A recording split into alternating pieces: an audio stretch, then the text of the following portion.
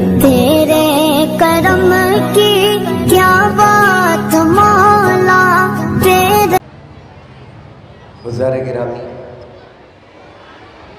جلسہ فیضان اولیاء کرام بضیمن 351واں عظیم الشان عرس پرتقدس حضرت قطب الاقطاب سیدنا سید محمد شاہ راج الحسینی علیہ الرحمت والرضوان میں ہم حاضر ہیں۔ آج کی اس بزم میں ممتاز علماء کرام اور مشائخ اعظام رونق افروز ہیں۔ یہ جو جلسہ فیضان اولیاء کرام مہمان خصوصی کی حیثیت سے ابھی کچھ ہی دیر میں جلوہ فرما ہو کے ازہر ہند جامعہ نظامیہ کے موجود الوقت شیخ الحدیث جنہیں دنیا نجم المحدثین کے نام سے جانتی ہے، جو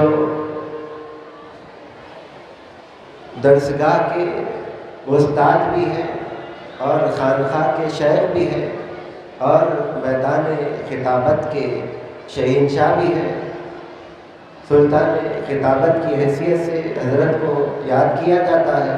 میری مراد حضرت مولانا سید شاہ صغیر احمد نقشبندی قادری صاحب حفظہ اللہ تعالی شیخ الحدیث جامعہ نظامیہ حضرت کا ولولہ انگیز انشاءاللہ تعالی خصوصی خطاب ہونے والا ہے۔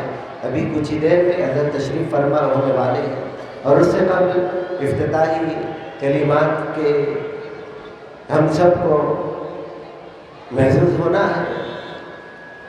پھر طریقت حضرت انیس ملت حضرت مولانا عرفان اللہ شاہ نوری صاحب قبلہ دامت برکاتہم العالیہ بانی و صدر مرکزی انجمن سیف الاسلام افتتاحی کلمات ارشاد فرمائیں گے۔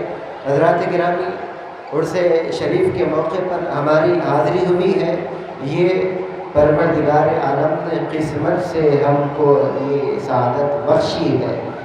وہ اس لیے کہ اللہ سبحانہ و تعالیٰ نے ہمیں ایسے محبوبین کے قدموں سے جوڑ دیا ہے، رب العالمین نے ہمیں ایسے خدا ترس بندوں کی بارگاہ سے وابستہ کر دیا ہے جنہیں پروردگار عالم نے نہ صرف پسند فرمایا، جن کی زندگی کو رب العالمین نے نہ صرف قبولیت عطا فرمائی، جن کے اعمال کو نہ صرف اللہ نے انعام والے اعمال بنا دیا ہے، بلکہ ان کی شہرت کو، ان کے چرچے کو اور ان کے فیضان کو ہمارے لیے جاری فرما دیا، تاکہ جو بندہ مومن ان بزرگوں کی بارگاہ میں حاضر ہو جائے، ان کے فیضان سے مالا مال ہو جائے۔ اللہ رب العالمین نے ان کے جن اعمال کو اپنی بارگاہ میں مقبول بنایا ہے، جس بنیاد پر رب العالمین نے انہیں انعامات و اکرامات عطا فرمائے ہیں، ان کے قدموں میں حاضر ہونے والوں کو بھی ان انعامات کا فیضان عطا کر دیا جائے۔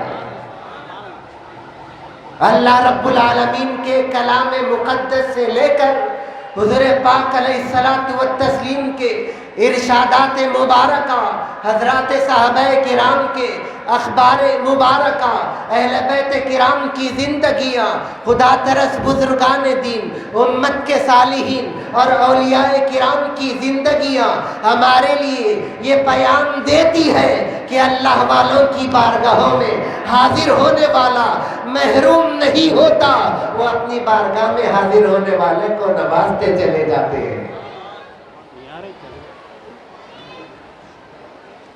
اولیاء کرام بڑے غیور ہوتے ہیں، ان کی غیرتیں عام مسلمانوں کی طرح نہیں ہوتی کہ کوئی ان سے ملے اور اسے نظر انداز کر دیا جائے، کوئی ان کے ساتھ سلوک کرے اور اس کا صلہ نہ دیا جائے۔ اولیاء کرام کی جو ذوات قدسیہ ہوا کرتی ہے، اپنی بارگاہ میں آنے والوں کو ضرور وہ نوازتی چلی جاتی ہے۔ سلام کی مثال دیتے ہوئے میں آپ کو یہ بات سمجھاتا چلوں اور اپنی جگہ لے لوں۔ قرآن کریم میں سلام کرنے کا حکم ہے، سلام کرنے کے ساتھ اس کے جواب دینے کا بھی اللہ نے حکم فرمایا۔ ارشاد رب العزت ہے، اعوذ باللہ من الشیطان الرجیم، وَإِذَا حُيِّيتُم بِتَحِيَّةٍ فَحَيُّوا بِأَحْسَنَ مِنْهَا أَوْ رُدُّوهَا۔ جب تمہیں سلام کیا جائے تو شرعی طور پر تمہاری یہ ذمہ داری بنتی ہے کہ تم اس سے بہتر اس کا جواب دو۔ اگر تم اس سے بہتر جواب اس کا نہ دینا چاہتے ہو، اور ردوہا کہ اس نے جتنا سلام کیا ہے اس کے مطابق اس کا اتنا ہی جواب دے دو۔ یہ قرآن کریم کا حکم ہے۔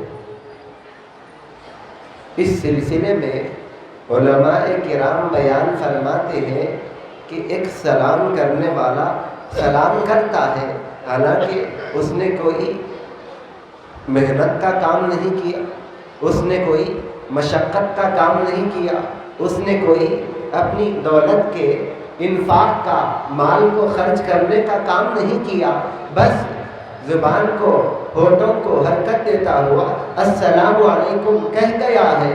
یہ کیا ہے سلام کرنا؟ ایک مسلمان کے لیے سلامتی کی دعا دینا ہے۔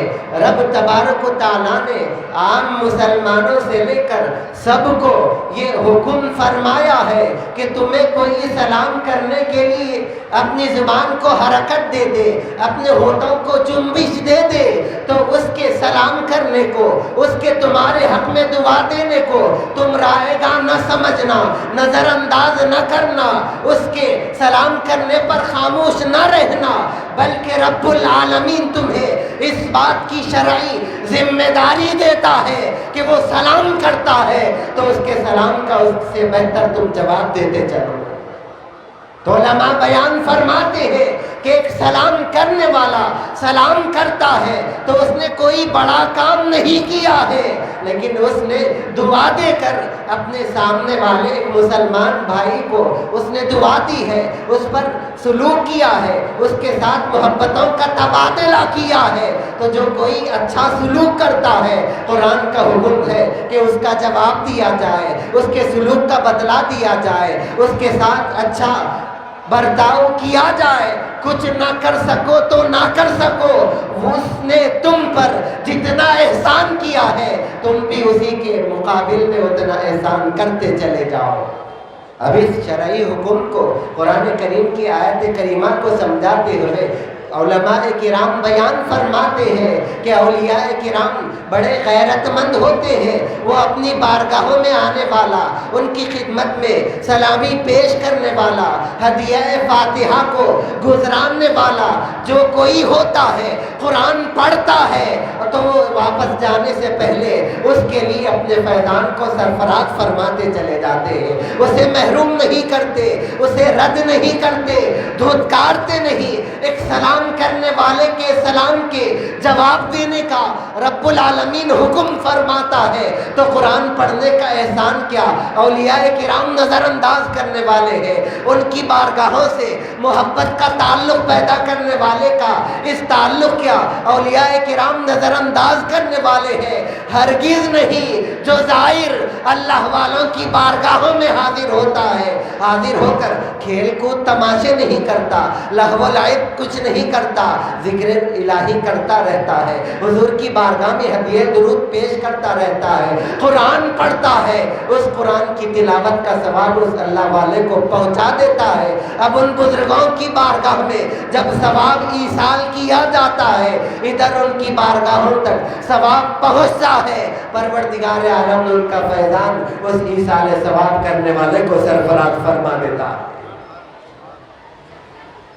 ظاہرین بارگاہ بڑے سعادت مند ہیں کہ پروردگار عالم نے ہمیں نصیب سے ایسے اللہ والوں کے قدموں میں جگہ عطا فرمائی۔ یہ وہ بارگاہیں ہیں کہ جن کی عظمت، جن کا تقدس، جن کے مقام و مرتبے اور ان کی عظمتوں کے چرچے عالم بالا میں بھی ہوا کرتے ہیں۔ مختصر یہ بات بھی آپ کو عرض کرتا چلوں کہ حضرت خواجہ بندہ نواز گیس و دراز رحمۃ اللہ علیہ کی بارگاہ مقدس، جسے عاشقان اولیاء کعبہ دکن کے نام سے یاد کرتے ہیں، یہ کعبہ دکن کیا ہے؟ آسان الفاظ میں سمجھتے چلے کہ پروردگار عالم کا گھر جو خانہ کعبہ ہے، جس کو بیت عتیق قرآن کریم میں کہا گیا، جس کی عظمتیں روئے زمین سے لے کر عالم بالا تک پروردگار عالم نے مسلم فرمائی ہے، وہ کعبہ روئے زمین پر ہے تو اس کی برکتیں کیا ہے؟ اللہ رب العالمین ہر آن اپنی رحمتوں کی، تجلیات کی اور انوار کی بارش اپنے گھر پر کعبے پر فرماتا رہتا ہے۔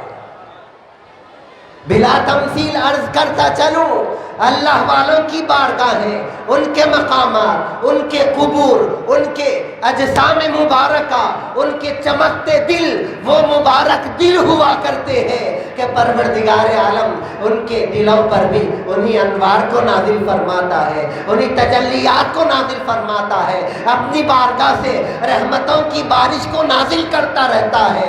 آسمانی دنیا پر ہم نظر اٹھاتے ہیں تو آسمان کے ستارے جھلملاتے نظر آتے ہیں، چاند کو دیکھ کر ہمارا دل ڈوبائے لگتا ہے، اور ہم تاروں کو دیکھتے ہیں تو اپنے آپ میں مطمئن اور مسحور ہوتے نظر آتے ہیں۔ لیکن مسلمانوں سنو، یہ چاند تاروں کو دیکھ کر ہم جس طرح مسرت کا اظہار کیا کرتے ہیں، آسمانی دنیا میں پروردگار عالم نے کچھ ایسے بھی مقامات بنایا ہے جو چاند تاروں کی طرح روئے زمین سے چمکتے رہتے ہیں۔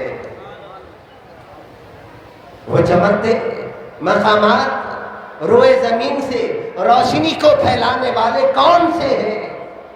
سورہ واقعہ کی آیت مواقع نجوم کی تفسیر میں مفسرین کرام لکھتے ہیں کہ وہ مقامات اللہ کے گھر مساجد ہیں، جن میں سر فہرست خانہ کعبہ کعبۃ اللہ شریف ہے۔ وہ مقامات کون سے ہیں؟ وہ مقامات صحابہ کرام کی عظمت والی ذوات قدسیہ ہے۔ وہ چمکتے مقامات کون سے ہیں جو روئے زمین سے روشنی کو بکھیرا کرتے ہیں؟